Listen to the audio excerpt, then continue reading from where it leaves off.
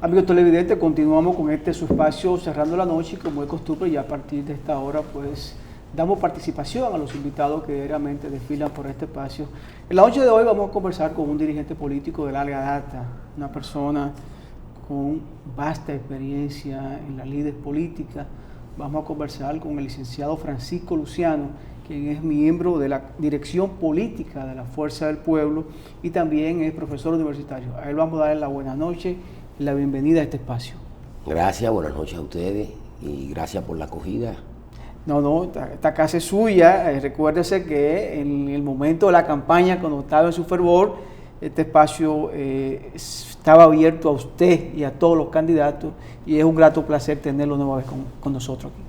Bueno, Mario. Yo creo que antes de entrar en cualquier otro tema, creo que es importante para edificar a la opinión pública y a más de 200.000 estudiantes que en este momento están afectados por una huelga en la Universidad Autónoma de Santo Domingo. Yo sé que usted es profesor de esa importante casa de altos estudios y me gustaría saber si usted cree que hay posibilidad de que en los próximos 15 días haya un acuerdo entre FAPROUAS, la asociación que aglutina a todo la parte administrativa que está en la universidad, y las autoridades, llámese la rectoría y el Ministerio de Educación Superior, Ciencia y Tecnología. Pero Giovanni, antes de que el profesor nos diga de la posibilidad de un acuerdo, sería importante que nos ubique someramente al origen del conflicto, porque lo que estamos viendo es una manifestación de un conflicto preexistente, que coincide lógicamente con el tema de la pandemia, y como es normal, en el momento de mayor presión es que los grupos tienen que usar la fuerza que tienen. Eso es normal en la sociedad. Entonces, ¿cuál es el origen del problema que se está manifestando ahora con este paro?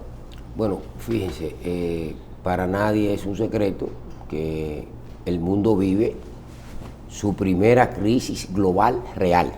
Sí, la crisis que vive el planeta hoy, la raza humana, es superior a la de la Gran Depresión de 1929.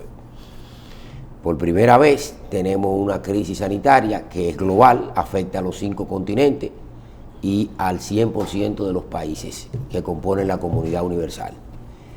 Esa pandemia ha provocado el confinamiento de la gente, cierre de economía, y por lo tanto ha generado desempleo, y ahora comienza a generar entonces escasez y carestía de los productos. Eso no es un fenómeno exclusivo de la República Dominicana. En medio de esa situación, entonces cuando se resiente la economía, los gobiernos reciben menos recursos, pero también la gente tiene que pagar más caro. Y ahí viene entonces el conflicto entre el ser y la conciencia, entre la necesidad y la razón. Y es lo que se está manifestando en la Universidad Autónoma de Santo Domingo. El último incremento realizado a los salarios de los profesores de la universidad se produjo en el año 2016. 5 años. Vamos para 6. Estamos corriendo el 21. 5 años. 5 años. Eso obviamente es una situación que por eso el gremio no habla de incremento salarial, habla de indexación del salario. Existe una diferencia entre un incremento del salario y una indexación del salario. La indexación no es más que cuando a ti te devuelven la inflación acumulada del tiempo que tú tienes que no se te reajuste el salario.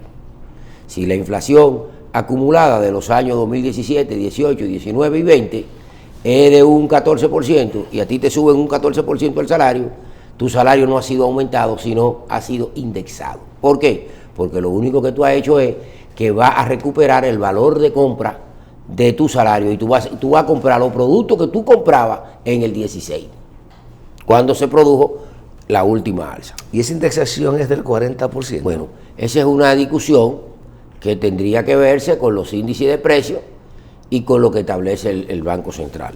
Es discutible que sea tan alta.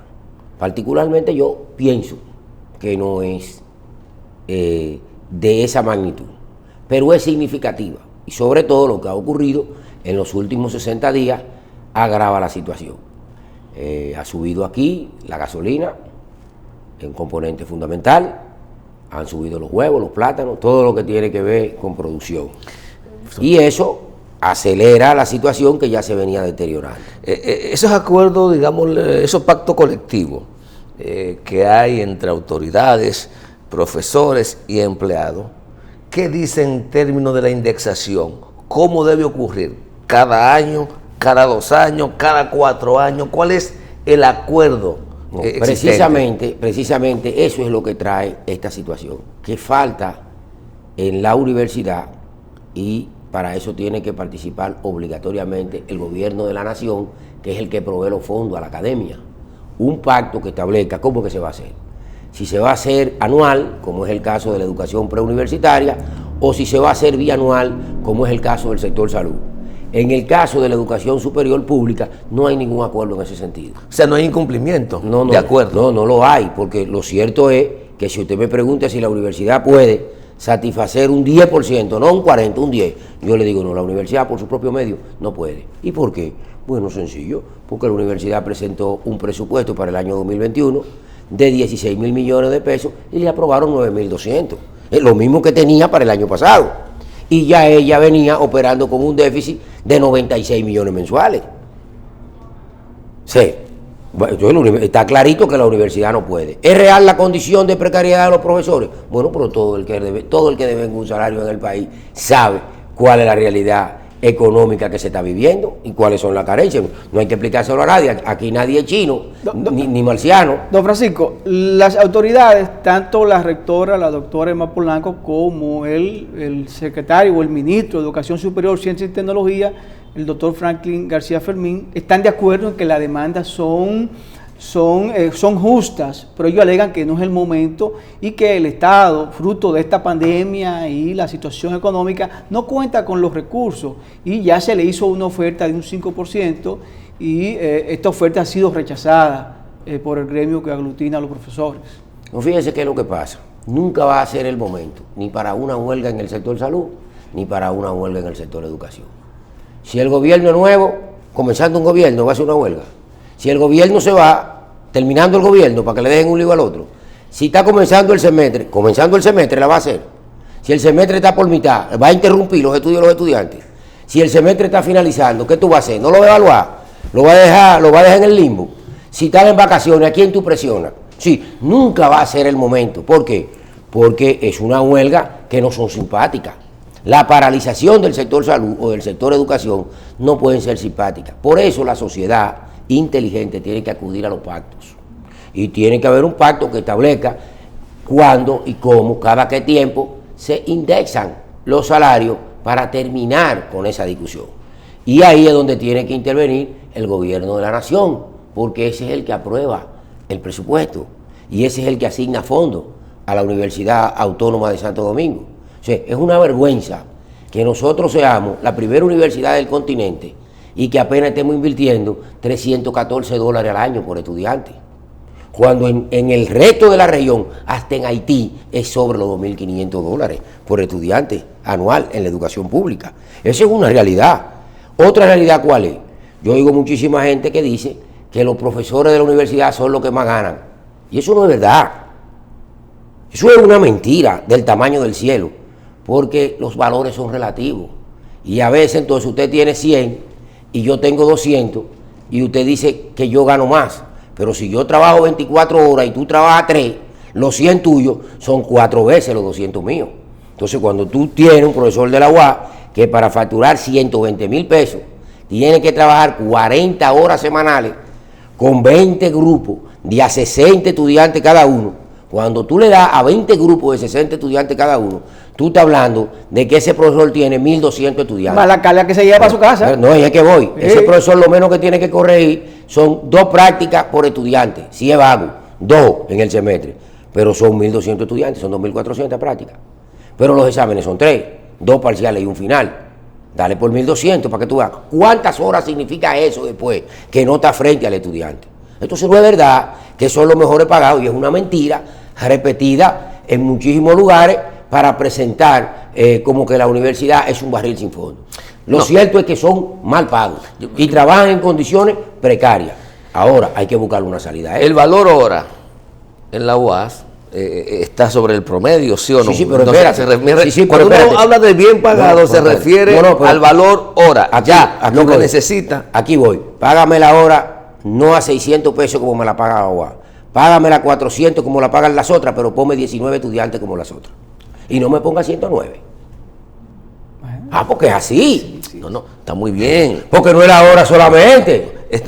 Yo estoy de acuerdo con el plan. Lo que digo es que cuando uno evalúa hora invertida por salario percibido por hora, usted dice, bueno, la UAS tiene una de las mejores escalas de pago por hora. No, pero que es mentira, porque que no es verdad, que esa es la cantidad de horas, porque están calculando las horas frente al estudiante. Ahora, no es lo mismo corregir a 19 estudiantes que corregirle a 100, no es lo mismo. No es lo mismo planificarte para 100 que para 19, no es igual. Entonces, ok, es la misma hora, es de 8 a 10. Sí, y a ti te están dando 200 y a mí me están dando 300 por hora. Sí, pero tú tienes 19, yo tengo 100. ¿Cuántos grupos tienes tú de a 19? Yo pienso que sí, que eso pero venga acá. Que eso es entendible y no hay contradicción entre usted y yo. Exacto. Y eso, lo que he dicho que en honor a la verdad, la hora per se es más cara que entre las universidades. Eso es una verdad. Que no alcance, como no le alcanza al que gana 30,000. Yo pienso que es legítimo de entrada el reclamo. Ahora, el tema es, ¿por qué alargar esta situación cuando todos sabemos que hasta la rectora está de acuerdo con el aumento? Tarde o temprano va a haber un acuerdo. ¿Por qué alargarlo? Bueno, usted no tiene la respuesta porque no es parte del gremio. No, pero es posible, es posible tener la respuesta. En toda lucha hay un pulso. En toda lucha hay un pulso. Pero es innecesario. Bueno, es posible. Si hubiese sido yo la rectoría de la universidad, si voy a subir el déficit después de 3 semanas, lo subo antes del primer día. Porque si al final va a tener que elevar el déficit para darle algo, yo se lo había dado el primer día y que no me paren. Bueno, lo mismo digo el presidente de la República. Si tiene alguna alternativa, y va a tener que tenerla porque... parece que el tranque está en la mano del presidente. El responsable último va a terminar en su despacho. Sí. Yo me hubiese adelantado y también lo resuelvo. Así sea una oferta de una parte ahora y una parte a futuro, con claridad. ¿Puede ser un 10% ahora y un 5% el año que viene? O podría ser un 10 ahora y un 10 después, o un 10 ahora y un 15 después.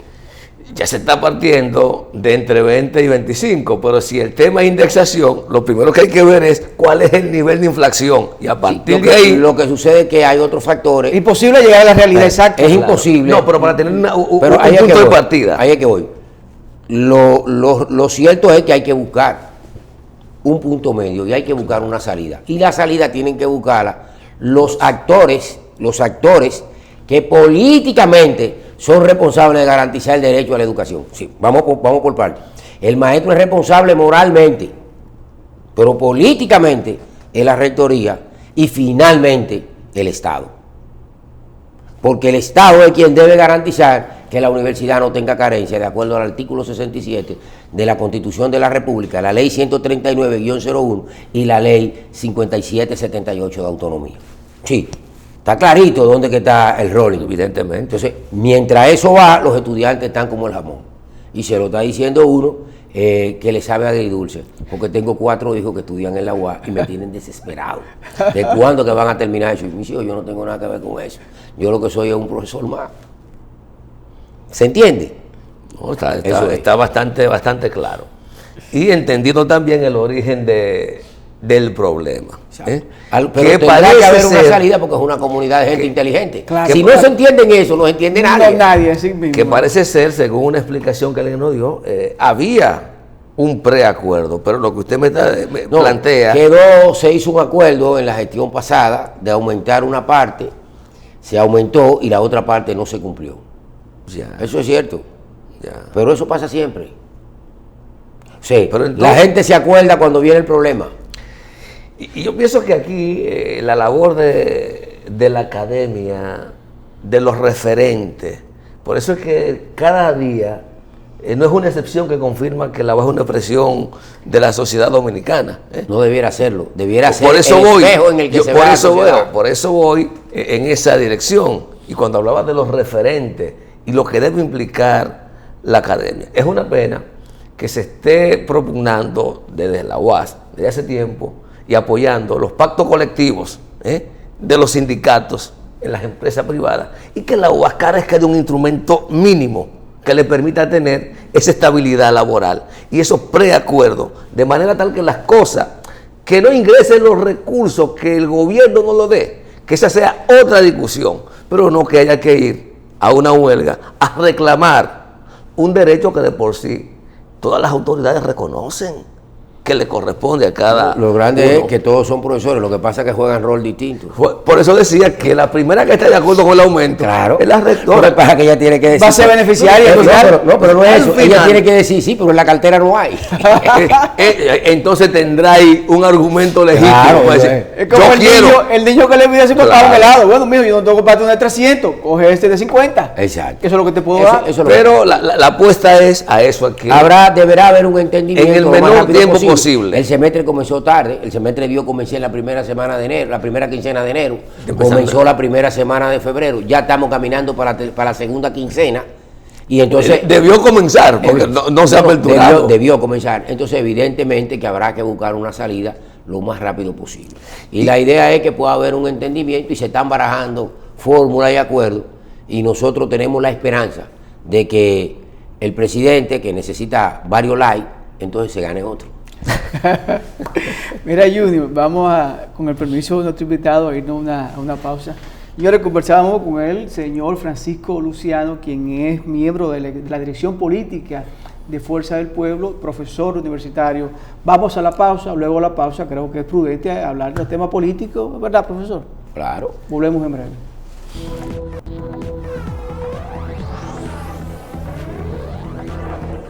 Amigos televidentes, continuamos con esta interesante conversación con el licenciado Francisco Luciano, quien es miembro de la Dirección Política de Fuerza del Pueblo y profesor de la Universidad Autónoma de Santo Domingo.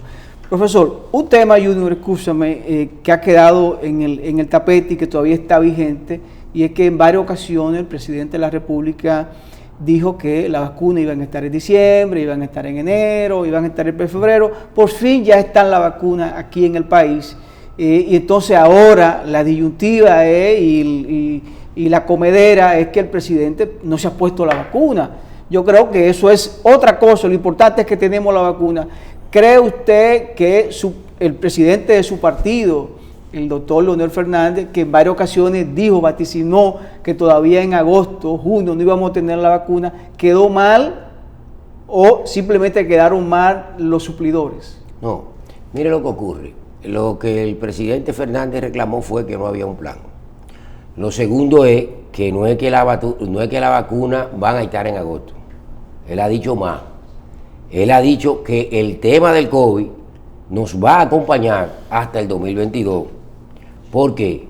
Porque el proceso de vacunación, al ritmo que va a nivel planetario, si son 2 dosis y el país más poderoso de la Tierra, que es Estados Unidos, ha dicho que puede vacunar 1 millón de personas diario, pero en los primeros 20 días no ha sido 1 millón, no han llegado al millón.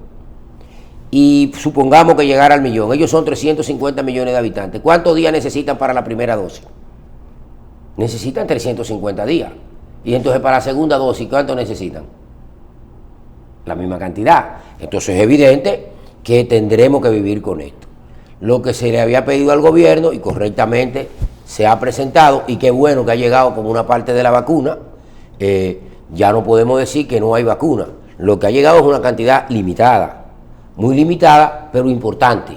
Importante porque avanzamos hacia inmunizar al sector de primera línea, que es el sector salud. Y de hecho ya se han ido a varias provincias, incluso creo que hoy estuvieron en Barahona y San Francisco de Macorís, que en el caso de San Francisco de Macorís, todo el mundo sabe que la epidemia dio duro. Hubo un momento en que fue catastrófico lo que pasó allí. Bueno, esa es una buena noticia. En el caso de Fernández, lo que ha dicho es que la masividad de la vacuna no va a estar hasta agosto. Y es por un problema de producción. Sí, hay alrededor de 150 vacunas. Vacuna habrá. Ahora, ¿están ahora? No, fíjese que el país ha dicho que ha comprado 24 millones de vacunas y apenas que han llegado 50.000, 100.000. estamos hablando de frente a 24.100.000 que importante la dosis, importante la cantidad, porque sirve para ese sector de salud, que es el de primera línea, que es el que tiene, ¿verdad?, que lidia con los pacientes, pero insuficiente para lo que la meta país. Entonces vamos a esperar que sigan llegando y que sigan fluyendo y que vayamos estableciendo una celeridad en la canalización y la aplicación de la vacuna, porque solamente hay dos maneras de salir de una epidemia: que la gente se inmunice con el efecto rebaño, es decir, que a todos nos dé y ya cuando nos dio tenemos los anticuerpos de manera natural, o por el efecto de la vacuna. Evidentemente que el proceso de votación ya terminó, ¿verdad? Digo el proceso de votación porque aquí la campaña nunca se acaba. ¿Usted cree que es posible que los actores políticos en la República Dominicana hagan un esfuerzo de abordar el tema de la crisis sanitaria que afecta al mundo, como usted señala, y a la República Dominicana, sin necesidad de querer sacar provecho político partidario? ¿Por qué digo político partidario? Porque es evidente que hablar de salud es hablar de política, de políticas públicas, pero siento que en el país, aún después, en el momento electoral, cerca de la votación lo entendía.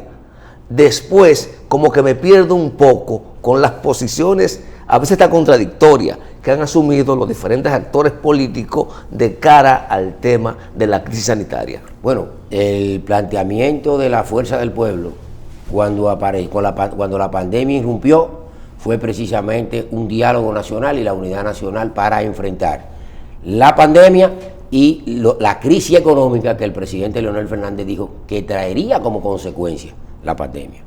Las autoridades pasadas no temperaron a ese llamado y trataron de manejar el asunto con la autosuficiencia que caracteriza al que está embriagado de poder. ¿Verdad? Perfecto. Llegaron las nuevas autoridades. El planteamiento de la Fuerza del Pueblo ha sido reiterativo. El presidente Luis Abinader, en principio, visitó a los líderes políticos para tratar de intercambiar ideas. Y más adelante anunció que convocaría a un diálogo nacional, que todavía no lo hace.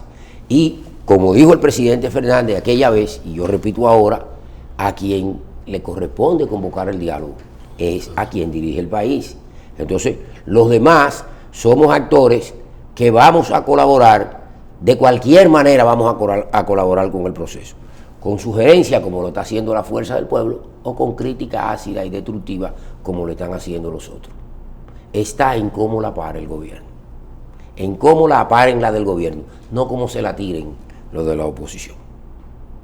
Le corresponde al gobierno y al presidente de la República liderar el proceso de unidad nacional, no integrando gente a su gobierno y ofreciendo cargos, no es eso, discutiendo las ideas. De hecho, el equipo de salud que dirige el compañero Alvarado de la Fuerza del Pueblo ha hecho una serie de propuestas que van desde el protocolo para tratar la enfermedad hasta sugerencias de cómo abordar el tema de la crisis sanitaria. Hubo crítica a falta de un plan para la vacunación. Ya finalmente el pasado lunes se presentó el Plan Nacional de Vacunación con el debido protocolo. ¿Cuál es la apreciación de ustedes de ese plan que presentó el gobierno al país? Bueno, hay que difundirlo, porque no se tenía el plan, pero tampoco la gente tiene la orientación. Y la población tiene que tener la orientación. Es que tiene que haber una campaña dirigida a toda la sociedad para que la gente sepa primero cómo va a enfrentar la enfermedad. Yo te pongo un ejemplo. ¿Cuál es el protocolo para ingresar a los lugares comerciales que están abiertos? Están abiertos los bancos, los supermercados, se han comenzado a abrir restaurantes. Pero tú vas a un supermercado y allí hay una gente que viene y te limpia el carrito con alcohol, te echa gel en la mano, te toma la temperatura y no te deja entrar sin mascarilla y te dice que espere que salga uno para que tú entres. Pero hay otro lugar donde no hay nada de eso. Lo único que te piden es la mascarilla, y cuando tú entras ahí, la gente tiene que pegarse del otro, pedirle permiso y pasar por el medio de dos pegados. ¿Cuál es el protocolo? quién tiene que explicar el protocolo y quién tiene que hacer que se cumpla y quién tiene que instruirlo y comentarlo y documentarlo a través de todos los medios de comunicación, redes sociales, vallas, periódicos. ¿Quién? ¿A quién le corresponde eso? Y eso está. Eso está. Entonces, ¿es una crítica? No, es una sugerencia. No lo tome como una crítica, tómalo como una sugerencia y hazlo. Impone el protocolo que tú eres que estás revestido de la autoridad. Entonces, no se pueden poner guapos porque se lo digan, porque al final, cuando se contamina un dominicano y termina en un UCI o se muere, somos nosotros, la familia dominicana, que está perdiendo. Entonces, todos tenemos que estar preocupados por la situación y todos tenemos que dar nuestra sugerencia. Bueno, los que estamos en la oposición, que no estamos en el gobierno, no podemos ejecutarlo, pero podemos sugerirlo. Y eso no se puede ver como una crítica, porque la gente no puede tener la epidermis tan sensible. Don Francisco, Luciano, hemos visto que la fuerza del pueblo en los, diríamos, el último mes, incluyendo todavía el día de mañana, ha estado prácticamente diario juramentando nuevos dirigentes que ingresan a la fuerza del pueblo en las diferentes provincias del país. ¿Cómo va ese proceso? ¿Cómo va ese crecimiento de la fuerza del pueblo? ¿Cómo se sienten las principales cabezas de la fuerza del pueblo con esa avalancha de dirigentes de diferentes partidos que están ingresando a las filas? Mire, evidentemente que la fuerza del pueblo es la innovación en la política dominicana. Y la fuerza del pueblo ha logrado montar un congreso prácticamente 100% virtual, adaptando lo que es la acción política a la realidad de los tiempos.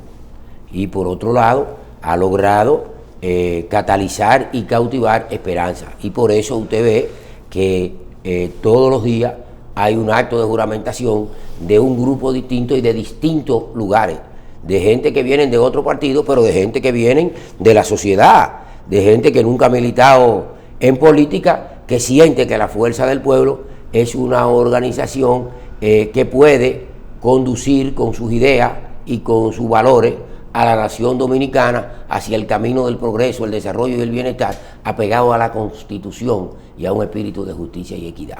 Y eso es lo que se está viendo hacia la fuerza del pueblo. Lo último que van a perder los seres humanos es la esperanza.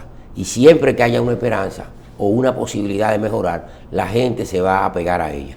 En ese sentido, la fuerza del pueblo ha logrado convertirse en eso, y de hecho, lo que resaltan los medios de comunicación no es ni un 10% de lo que está ocurriendo. ¿Por qué? Porque usted entra a una página que se llama www.fuerzadelpueblo.do y usted va a ver cómo ese marcador va subiendo de gente inscribiéndose a través de la web.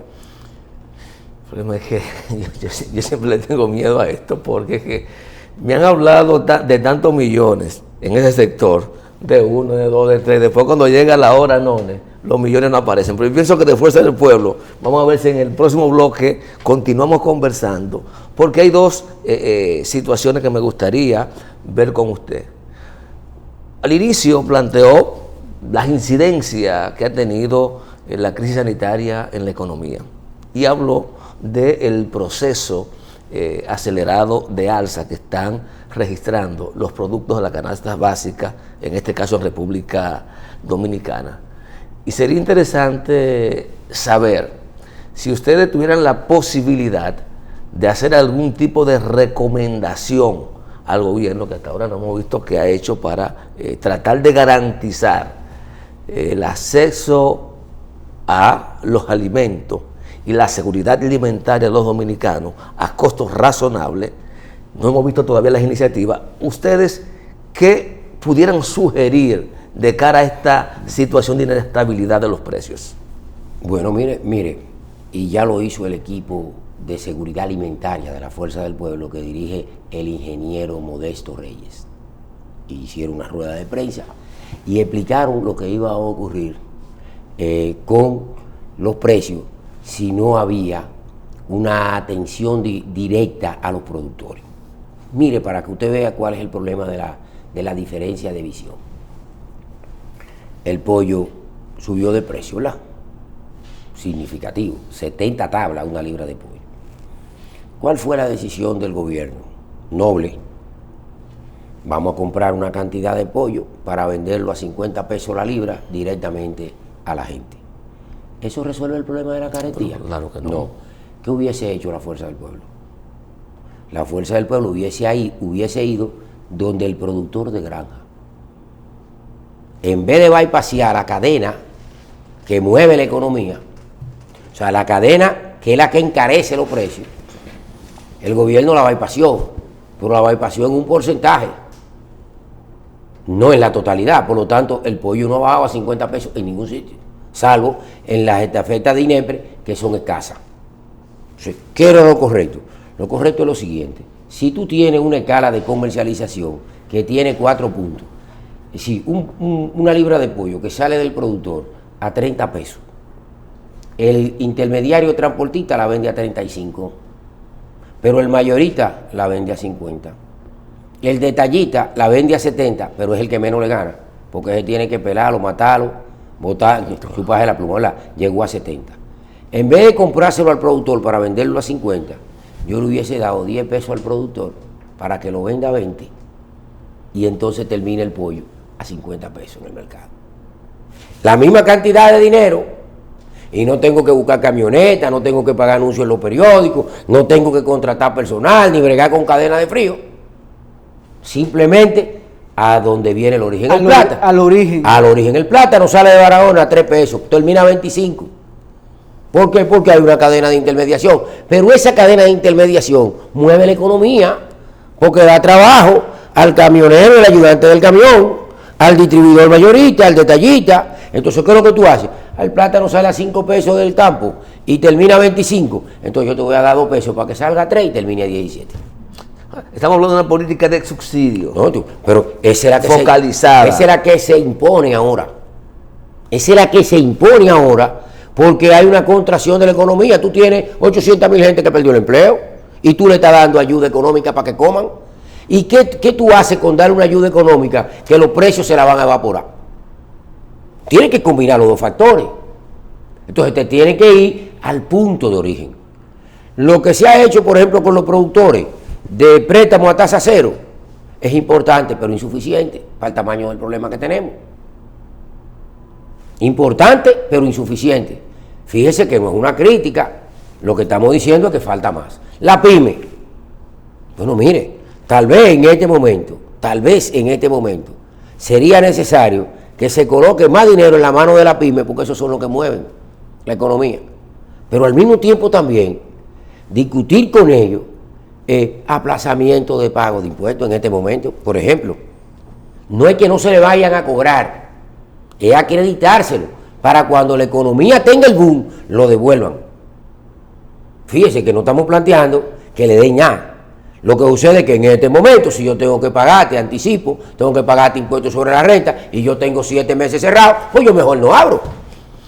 Profesor, yo tengo bastante tiempo ya, Giovanni, ¿verdad?, hablando de la necesidad de que la República Dominicana, dada la precarización de la calidad adquisitiva del salario en la República Dominicana, he planteado que el país debiera abocarse a discutir con los diferentes sectores nacionales, productores e importadores de la República Dominicana, para establecer una canasta básica controlada. Porque esas iniciativas que usted plantea son parte. Ayudarían a eso. Son parte que pueden ayudar a eso. Por decreto no se puede. No, por eso hablo de hacer un acercamiento con los productores. Por decreto no se puede si las circunstancias no lo demandan. Porque aquí hay un tema central. Un Estado social y democrático y de derecho es justamente lo que persigue mejorar la calidad de vida de la gente, que la administración pública entienda que el eje de sus políticas no es el poder, son las personas, los ciudadanos. Entonces es relativo de que no se pueda por decreto, depende de las circunstancias. No, el decreto lo que tiene que ir es a incentivar la producción, bueno, eso, a garantizar que funcionen los mecanismos y a normar los márgenes de beneficio en la comercialización. Hasta ahí estamos bien. Ahí. Ahora bien, si yo produzco pollo y yo fui a comprar la furisulodina, que es vital, y me costó 900 pesos el galón, No puedo. Y entonces en la otra semana me cuesta 2.400. ¿Qué tú quieres que yo haga? Me tiene que estar los mecanismos de compensación. Entonces ahí es que tiene que entrar el gobierno, la política pública, está viendo cómo es que desde el origen se evita que la cadena de comercialización, porque aquí hay libre mercado también, entonces que la cadena de comercialización sujeta su margen de beneficio, sí, el agiotismo hay que pararlo. Hay que frenarlo. Usted sabe, Francisco, que el libre mercado no es una ficción, hay unos hilos que mueven los precios. Claro. Entonces, que sí. A veces me hablan de libre mercado. Hay una mano invisible. No es invisible porque está visible en el mundo quiénes determinan los precios. Entonces lo de libre mercado para mí es una ficción. Perdóname, Judy, porque hablando de libre mercado y de control de precios, ahí vi en el periódico, creo que fue en el Diario Libre, de que un grupo de productores de arroz afine al gobierno pasado, al PLD, van a aumentar los precios para que el arroz llegue a 40 pesos. No sé si eso es posible, de que un grupo de productores, porque tenga algún tipo de afinidad con un partido X, puedan hacer eso. No, lo que puede estar ocurriendo es lo siguiente. Usted sabe que nosotros tenemos 2 cosechas de arroz. Por suerte, la República Dominicana ha logrado ser autosuficiente en ese rubro. Y el arroz que estamos consumiendo ahora, en el año 21, no es el que se va a cosechar en este año. Se cosechó posiblemente en la segunda mitad del 19 y en la primera mitad del 20. Posiblemente. Ahora, ¿qué está ocurriendo ahora con los commodities? ¿Qué está pasando?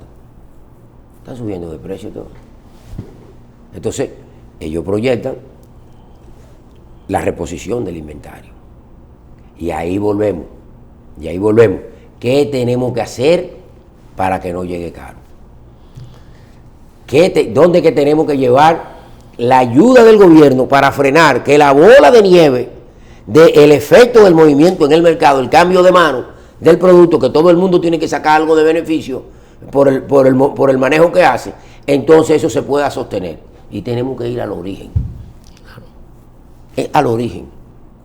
Sí, en ciencia social y en cualquier ciencia solamente se puede transformar lo que se conoce y solo se puede corregir o cambiar el rumbo de lo que se conoce el origen.